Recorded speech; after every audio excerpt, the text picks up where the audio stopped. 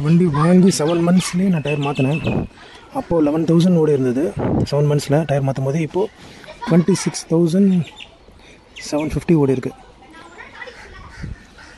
So இன்னும் அப்போ 7 months ஆகிடுச்சு.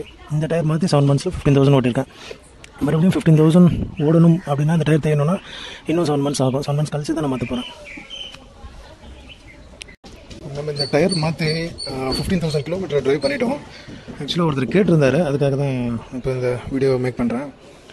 ஆக்சுவலாக இந்த வண்டி வாங்கினப்போ ஸ்டாக் டயர் இந்த பேட்டர்னில் வரும். ஸோ பாருங்கள், இந்த டிசைனில் வரும். இது கொஞ்சம் லுக்காகவே இருக்கும் இந்த பேட்டர்னில் இருக்கிறது.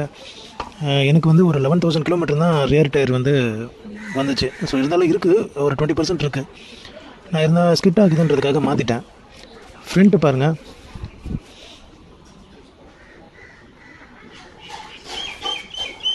நான் 11,000 கிலோமீட்டரில் பேக் மட்டும் மாற்றினேன்.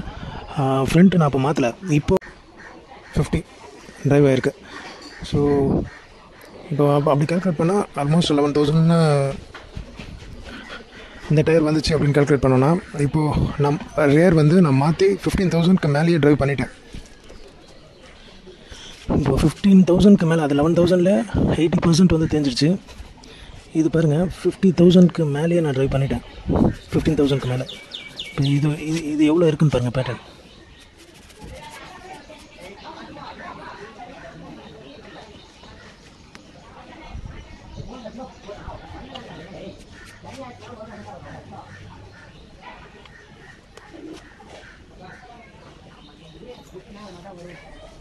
நான் தெரிஞ்சு ஒரு 50%க்குள்ளே தான் தெரிஞ்சிருக்கும்.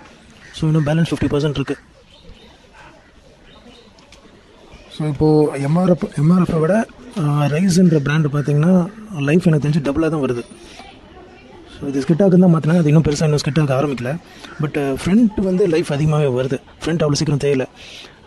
ஃப்ரண்ட்டு பார்த்திங்கன்னா இந்த ஷாக் அப்சர் ப்ராப்ளம்னால இந்த ஒரு சைடு மட்டும் தேஞ்சிருக்கும். ஒரு சைடு மட்டும் தான் தேஞ்சிருக்கும்.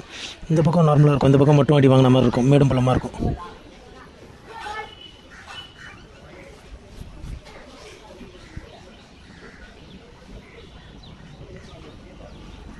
ஸோ இந்த பிரச்சனை மட்டும்தான் அந்த டயரில் இருக்குது. அதாவது இந்த ஷாக் அப்சர் ப்ராப்ளத்தால் வந்தது அது. மற்றபடி இதுவும் 26,000 இன்னும் ஓடிடுச்சு. இருந்தாலும் இன்னும் ஃபுல்லாலாம் தேயலை.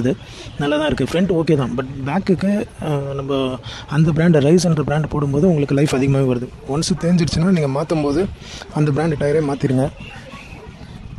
இந்த நான் மாற்றினது பார்த்திங்கன்னா 110/80/12 110/80/12.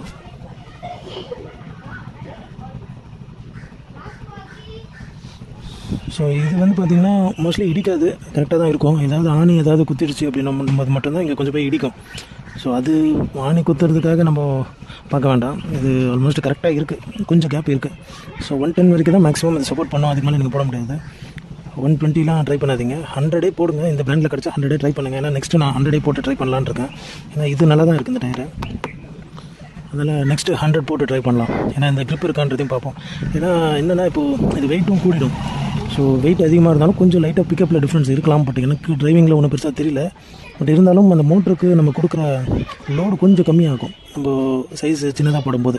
இன்னும் பிரேக்கிங்கில் தான் பிரச்சனை பண்ணோம். நம்ம 100 போட்டு ஒரு தடவை ட்ரை பண்ணுவோம். பட் இப்போது இது தேய்கிறதுக்கு இன்னும் ரொம்ப நாள் இருக்குது. ஆல்மோஸ்ட் 15,000 ஓடிடுச்சு. இன்னும் 15,000 ஓடும் போல் இருக்குது. ஸோ இன்னும் 6 months மேலே ஆகும். 7 months ஆகிடுச்சு.